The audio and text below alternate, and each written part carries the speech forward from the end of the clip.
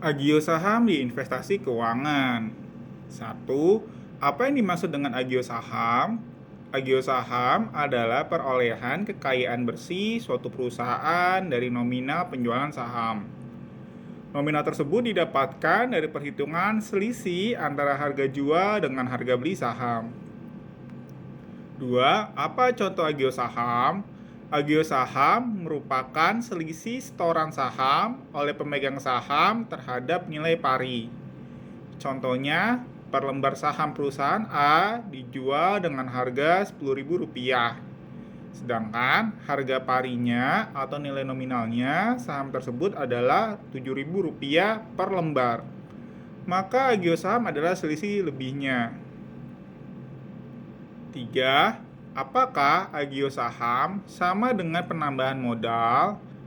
Agio saham adalah selisih lebih antara harga jual dikurangi nilai pari atau nilai nominal suatu emisi saham.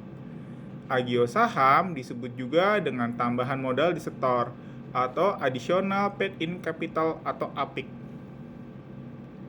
4. Apakah agio saham diamortisasi? Agio saham akan diamortisasi setiap akhir periode dan disagio saham akan diakumulasi setiap akhir periode.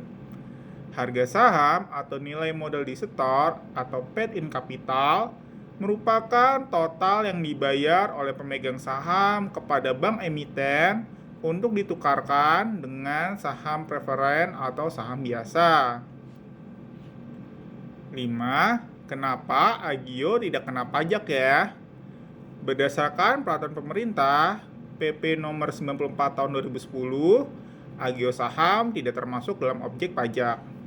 Sehingga keuntungan yang didapat tidak akan dikenakan biaya pajak. 6. Apa perbedaan agio saham dan disagio saham? Agio dan disagio adalah istilah yang berkaitan dengan selisih nilai jual dan nilai nominal dari suatu saham. Apabila jual lebih tinggi dibandingkan harga nominal, maka hal ini disebut agio saham. Namun apabila sebaliknya, maka hal ini disebut disagio. 7. Kapan terjadinya disagio? Disagio saham terjadi karena kekurangan setoran modal yang terjadi akibat penjualan saham di bawah nilai nominal seharusnya.